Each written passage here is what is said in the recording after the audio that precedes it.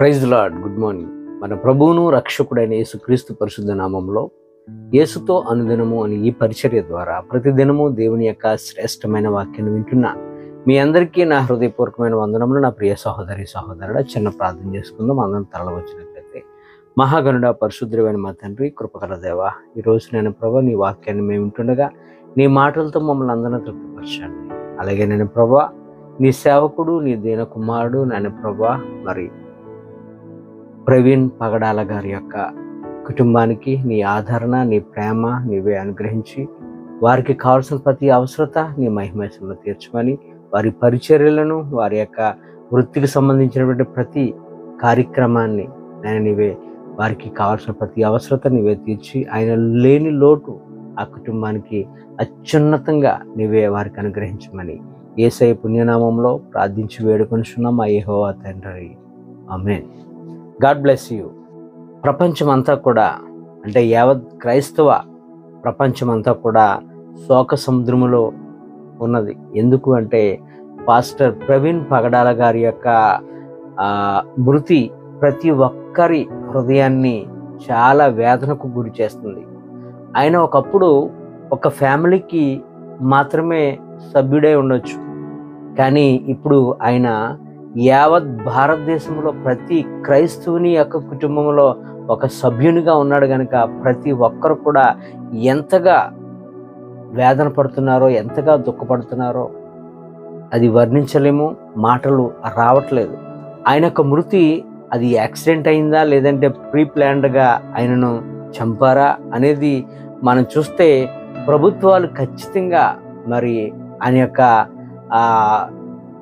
మరణానికి సంబంధించినటువంటి రిపోర్ట్స్ను, మరి పోస్ట్ మార్టం రిపోర్ట్ను మరి చాలా కులంకషంగా, నీతిగా, యథార్థంగా వారిస్తే మరి ప్రభుత్వాలకు మనం సెల్యూట్ చేయవచ్చు, వారు ఇవ్వాలి. అలాగే రాజకీయ నాయకులు కూడా మరి సపోర్ట్ చేయాలి, అంతేగాని దాన్ని కప్పిపుచ్చాలని మరి చూడకూడదు. ఏ యొక్క ప్రభుత్వం కూడా చూడకూడదు.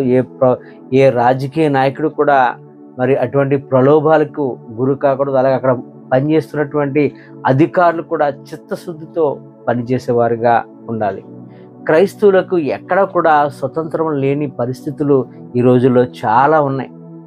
ఎక్కడికి వెళ్ళి సువార్త ప్రకటించాలన్నా మీకు ఎవరిచ్చారు రూలు ఈ వీధిలో నడవాలని, మిమ్మల్ని ఎవరు రమ్మన్నారని చాలా చిత్రవద పెడుతున్నారు. మొన్న మధ్య రాజమండ్రిలో దానవేపేటలో ఒక సంఘం వారు సువార్తను ప్రకటించుకుంటూ వెళ్తుండగా ఎవరింటికి వెళ్ళట్లేదు, వారి వీధిలో సువార్త పంచుకుంటూ కనిపిస్తున్న వారికి సువార్త ఆ యొక్క పాంప్లెట్ ఇస్తున్నారు. నీకు ఇష్టమైతే తీసుకో, లేకపోతే లేదు, అంతే తప్ప బలవంతంగా నిన్ను రావాలని ఎవరు కూడా మార్చరా. క్రైస్తవం అనేది ఎవరిని బలవంతంగా రప్పించదు, ఎవరి ఇష్టాను ప్రకారంగా వారు రావచ్చు. అంతేగాని ఆ రోజు దానవేపేటలో అక్కడ ఉన్నటువంటి పెద్దవాళ్ళు అని కూడా చూడకుండా మరి వారిని కొట్టడం జరిగింది. అంతేకాదు మొన్న ఈ మధ్య ధవళేశ్వరంలో రాధా మనోహర్ దాస్ అనే ఒక వ్యక్తి, ఆయన మతోన్మాది అనాలి, ఎందుకంటే ఆయన నమ్మిన మతాన్నే చూస్తున్నాడు తప్ప మనుషులను మనుషులుగా చూడట్లేదు. మతం ఏంటి? మానవత్వంతో మనం జీవించాలి, అంతేగాని మతం క్రైస్తవ మతం కాదు, హిందూ మతం కాదు, ముస్లిం మతం కాదు, ఇవన్నీ మనం పెట్టుకున్నవి. కానీ మనుషులందరూ ఒకటి. ముందుగా మనుషులను మనం ప్రేమించే వారిగా ఉండాలి, అంతేగాని మనం మతాల పేరుతో వచ్చి మొన్న ధవళేశ్వరంలో ఒక సిలువ అక్కడ ఉంటే దాని గురించి ఆయన ఇష్టం వచ్చినట్లు మాట్లాడి చాలా సిలువను, క్రైస్తవులను చాలా అవమానపరిచినట్లుగా మనం చూస్తాం. నిజానికి ఏ క్రైస్తవుడు అయినప్పటికీ కూడా మీ యొక్క దేవుళ్ళు కానీ, మీ యొక్క దేవతలను కానీ, మీ గ్రంథాలను కానీ ఎవరైనా దూషణ చేసినట్లు ఎక్కడైనా ఉందా? ఒకవేళ మీరు అడిగే ప్రశ్నలకు వారు జవాబు చెప్తుంటుండగా మీ దగ్గర ఆన్సర్స్ లేకపోవటం వల్ల వీరిని నోరు ఎలా నొక్కేద్దామా, వీరిని ఎలాగా చిత్రవద పెడదామని రాజకీయ నాయకుల అండతోనూ, ప్రభుత్వాల అండతోనూ క్రైస్తవుల మీద అనేకమైన దారుణమైన క్రియలు చేస్తూ ఉన్నారు. మరి చట్టాలు ఏమవుతున్నాయి, న్యాయమూర్తులు ఏమవుతున్నారు, పరిస్థితులు ఏమవుతున్నాయి ఎవరికి కూడా అర్థం కాని పరిస్థితులు ఉంది. ఇది లౌకిక రాజ్యమా లేదంటే నిరంకుశ పాలన ఎవరికి కూడా అర్థం కాని పరిస్థితిలో ఉన్నది. ఎవరైనా ఏదైనా అడిగితే వారిని టార్గెట్ చేస్తున్నారు. వారు అడిగారు, వారు చెప్పారు అని వారి మీద కక్ష పెట్టుకొని చంపే విధంగా బెదిరింపు కాల్స్ చాలా రకరకాలుగా వస్తూనే ఉన్నాయి. ఇదేనా ధర్మము? ఇదేనా మనం నేర్చుకున్న సంస్కృతి? ఏమైపోతుంది? ఎక్కడ జీవిస్తున్నాం మనం? ఒక మణిపూర్లా తయారైంది భారతదేశము. లౌకిక రాజ్యము. లౌకిక రాజ్యం అంటే అంటే ఏంటంటే మతపరమైన విషయాలలో ఏ మతాన్ని కూడా ప్రభుత్వాలు ఇదే చేయండి, ఈ మతాన్ని మీరు ప్రోత్సహించండి అని ఏ మతాన్ని ఎవరి మీద రుద్దదు. ఎవరికి నచ్చిన మతాన్ని వారు స్వీకరించవచ్చు, ఎవరికి నచ్చిన విధంగా వారి యొక్క సంస్కృతిలో వారు వెళ్ళొచ్చు. అది లౌకిక రాజ్యం అంటే. ఇండియన్ కాన్స్టిట్యూషన్ ప్రకారంగా ఆర్టికల్ నెంబర్ 25 నుంచి 28 వరకు మనం చూసినట్లయితే ప్రతి ఒక్కరికి కూడా మత స్వేచ్ఛ హక్కును ప్రభుత్వము ఇచ్చింది. ఎక్కడ మీరు గౌరవిస్తున్నారు, అగౌరవపరిచే విధంగా జీవిస్తున్నారు, ఒకే మతాన్ని మీరు ఈ యొక్క భారతదేశంలో నిలపాలనుకోవటం అది దేవుని దృష్టికి అది మంచిది కాదు. కనుక దేవుడు ప్రతి విషయాన్ని చూస్తూ ఉన్నాడు, ప్రతి కార్యాన్ని చూస్తూ ఉన్నాడు. మీరు చేసే ప్రతి విధమైన అక్రమాలు, మరి క్రైస్తవుల మీద పెడుతున్నటువంటి క్రియలు, క్రైస్తవుల మీద చేస్తున్నటువంటి అక్రమాలను దేవుడు ఖచ్చితంగా చూస్తున్నాడు. ఒక రోజంటూ ఉంది, అది ఖచ్చితంగా దాన్ని మీరు అనుభవించక తప్పదు. ప్రభుత్వాలు ఏం చేస్తున్నాయి? చట్టాలు ఏం చేస్తున్నాయి? కుల వివక్షకు మొగ్గు చూపుతున్నారా? లేదా మత పేరు మీద మతపరమైనటువంటి పిచ్చితో లేదా నిరంకుశ పాలనతో ఒకే పార్టీకి ఒకే మతానికి మొగ్గు చూపుతూ ఉన్నటువంటి మైనారిటీస్ అందరినీ కూడా బాధ పెడుతున్నారా? క్రైస్తవులను, ముస్లింలను బాధ పెడుతున్నారా? ఇదే వ్యవస్థ. ఎక్కడ మనం నేర్చుకున్నాం? మనం పూర్వకాలంకి వెళ్తే బ్రిటిష్ కాలంలోనే అంత వివక్ష లేదే, మొఘల్ సామ్రాజ్య పాలనలో అటువంటి వివక్ష లేదే. ఇంత దారుణమా? ఇంత దారుణాతి దారుణమైన పరిస్థితుల్లో మనం జీవిస్తున్నాము. ఈనాడే కాదండి, ఆనాడు కూడా యేసుక్రీస్తు ప్రభు వారి యొక్క టైంలో చూడవచ్చు. ఆయనను కూడా సువార్త ప్రకటిస్తుండగా అనేకమైన అడ్డులు ఆటంకాలు పెట్టి ఆయన్ని ఎలా పట్టుకుందామా, ఎలా కొట్టేద్దామా, ఎలా రాళ్ళతో చంపేద్దామని ప్రయత్నం చేసిన వాళ్ళే అనేకులు ఉన్నారు. వారు యూదులు, సొంత వారు. అంతేకాదు రోమా ప్రభుత్వాలు కూడా ఉన్నాయి ఆ టైంలో. రోమియులు క్రైస్తవులను ఎలా అణిచివేద్దామా అని చాలా రకరకాలుగా ఉంచి ఉండేవారు. ఎందుకంటే వారు అన్యమత ఆచారంలో విగ్రహాలను ఆరాధించేవారు. మరి క్రైస్తవులకి అది హేయమైనది. దేవుడు నేర్పినటువంటి పాఠం అది. మీరు విగ్రహారాలకు కానీ, జారత్వానికి కానీ, వ్యభిచారానికి కానీ ఉండకూడదని ప్రభువు చెప్పారు. కాబట్టి దానికి వ్యతిరేకంగా మరి అటువైపుకి వెళ్లకుండా ఉంటుంటే వారు వీరిలో టార్గెట్ అయిపోయారు. వీరిని ఎలాగైనా చంపేయాలని ప్రయత్నం చేస్తూ మరి అలాగే చాలా మందిని చిత్రవద పెట్టి మరి న్యూరో చక్రవర్తి టైం కాలంలో కూడా ఎన్నో ఇబ్బందులు పెట్టి చంపినట్లుగా మనం చూస్తాం. మరి ఈరోజు చనిపోయినటువంటి మన యొక్క సహోదరుడు పాస్టర్ ప్రవీణ్ పగడాల గారి, ఆయన బైబిల్ స్కాలర్. ఆయన ఒక మంచి వాక్యము, మంచి మాటలు చెప్తుంటే ఎవరికి కూడా నచ్చట్లేదు. ఆయన చెప్పేదానికి చాలా కూల్గా ఆన్సర్ చేస్తాడు. ఎవరిని కూడా దూషించడు, ఎవరిని కూడా అవమానంగా మాట్లాడ్డైనా.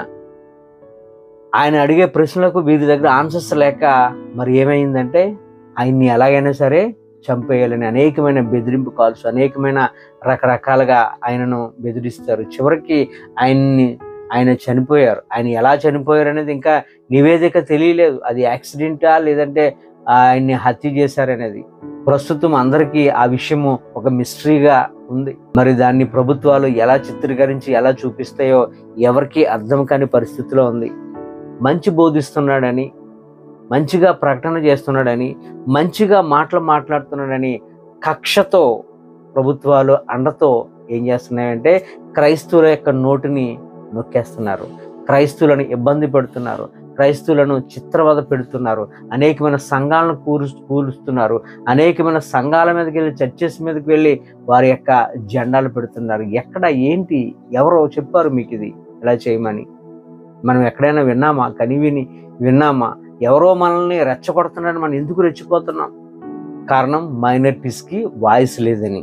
యేసు ప్రభు చెప్పిన మార్గం మీరు ఎవరితో గొడవ పడొద్దు, మీరు ఎంత తగ్గించుకుంటే అంత మీరు హెచ్చించబడతారని ఒక గొర్రె పిల్ల వాళ్ళే తలదించుకొని వెళ్ళిపోతున్నారు. అది అలుసైపోయింది ఈరోజు.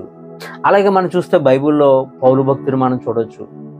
పాస్టర్ ప్రవీణ్ పగడాల వారి వలె ఈయన కూడా బైబుల్ స్కాలర్, ఈయన ధర్మశాస్త్ర పండితుడు. ఈయన ఒకప్పుడు సత్యం తెలియనప్పుడు క్రైస్తవులను అనేకులను హింసించాడు, దూషించాడు, చంపించాడు. ఈయన కూడా ఎప్పుడైతే క్రీస్తు ప్రభు వారు ఆయనతో ఎన్కౌంటర్ అయ్యారో ఆ క్షణము ఆయన ప్రభు కొరకు బ్రతకాలనుకున్నారు. ఒకప్పుడు ఆయన పేరు సౌలు, ఎప్పుడైతే ప్రభు కొరకు బ్రతకాలనుకున్నాడో ఆయన పేరు పౌలుగా మార్చబడి ఉంది. పౌలుగా మార్చబడిన తర్వాత ఆయన ఎంతమందిని అయితే హింసించాడో, ఎంతమందిని అయితే దూషించాడో దానికి మించి ఆయన యొక్క సువార్త 4 సువార్త దండయాత్రలు చేసినట్లుగా అది కూడా క్రైస్తవుల దగ్గర చేయలేదు. అన్యుల దగ్గరికి వెళ్ళి అనేకమైన అన్యులను, చీకటిలో జీవిస్తున్న వారిని ఆయన మాటల ద్వారా ఆకట్టుకొని క్రీస్తును వారికి చూపిస్తూ, క్రీస్తు యొక్క సత్యాన్ని బోధిస్తూ అనేకులను ప్రభు మార్గంలో నడిపించాడు. చక్కని మాటలు చెబుతుంటుండగా ఆయన కూడా అక్కడ నచ్చలేదు. అక్కడ ఉంటున్న ప్రజలకు ఆయన్ని ఎలా చంపేలా, ఎలాగ ఆయన్ని ఇబ్బంది పెడదామని కొంతమంది అట మనకి అపోస్తుల కార్యములు 23 అధ్యాయము 14వ వచనంలో ఉంటుంది, 40 మందికి పైగానంట ఆయనను చంపేయాలని వారు అనుకున్నారంట. ఎలా అనుకున్నారు? అన్న పానములు పుచ్చుకోకుండా ఎలాగైనా సరే అతన్ని చంపేయాలని వారు చాలా కక్షతో, కోపంతో ఉన్నారు. ఎందుకు అంటే మంచి బోధిస్తున్నాడు, ఆ మంచి వీరికి నచ్చట్లేదు. సత్యము చెప్తున్నాడు, ఆ సత్యము వీరికి నచ్చట్లేదు. పౌలు భక్తుడు ఎంత చక్కగా మాట్లాడతారంటే, ఎలాంటి వ్యక్తి అయినా సరే పౌలు భక్తుని యొక్క మాట విన్నవాళ్ళు ఖచ్చితంగా ఆయన మార్గంలోనికి రావాల్సిందే. ఒకప్పుడు ఒకనొక సమయంలో ఇది కూడా మనకి అపోస్తుల కార్యములు 26 అధ్యాయం 27వ వచనంలో ఈయన ఖైదీగా రోములో ఉన్నప్పుడు అక్కడ ఉన్నటువంటి అగ్రిప్పతో మాట్లాడుతున్నాడు. అగ్రిప్ప రాజా, ప్రవక్తలు మీకు తెలుసు కదా అంటే ఈ అగ్రిప్ప రాజు వింటూ ఉన్నాడు. ఆ మాటల్లో పడిపోయి నాకు తెలుసు అంటాడు. ఆ తర్వాత ఇతడు వింటుండగా అతనికి అనిపించింది అగ్రిప్ప రాజుకి, పౌలుతో అంటున్నాడు, పౌలా నీవు నన్ను ఎంత సులువుగా క్రైస్తవునిగా చేసేద్దామనే అంటాడు. అంతగా పౌలు యొక్క మాటలకు అనేకులు ఆయన యొక్క మాటలకు పట్టబడేవారట. అలాగా అనేకమైన అన్యులు ప్రభు మార్గంలో వచ్చారు. అలాగే మన యొక్క సహోదరులు మరి పాస్టర్ ప్రవీణ్ పగడాల గారు ఆయన మాట్లాడుతుంటుండగా, ఆయన కౌన్సిలింగ్ చేస్తున్నప్పటికీ కూడా ఎవరు ఎలాంటి వాళ్ళైనప్పటికీ కూడా ఆయన మాటలకు ఒబే అవ్వాల్సిందేనంట. అంతగా ఆయన మాటల్లో అంత మాధుర్యము, ఆయన మాటలో ఉన్నటువంటి సత్యము, ఆయన మాటల్లో ఉన్నటువంటి క్రీస్తు అభిషేకము ద్వారా ఆయన అనేకులను అన్య సహోదరులను క్రీస్తు మార్గములో బోధించేవాడు. బలవంతంగా మారమని ఆయన ఎక్కడ కూడా చెప్పేవాడు కాదు. క్రీస్తు యొక్క వాక్యాన్ని బోధించేవాడు. ఆ వాక్యము వారి హృదయంలోకి వెళ్ళి అనేకులు క్రీస్తును వెంబడిస్తుంటుండగా ఈయనను చంపేయాలి, ఈయన దగ్గరికి మాట్లాడుతుండగా మనకి ఎటువంటి ఆన్సర్స్ రావట్లేదని అనేకమైన డిబేట్స్లో, అనేకమైనటువంటి వాదాల్లో మరి అన్య సహోదరులకు ఆన్సర్స్ దొరక్క ఆయన్ని టార్గెట్ చేశారు. చివరికి ఏమైంది? అది మరణం అయింది.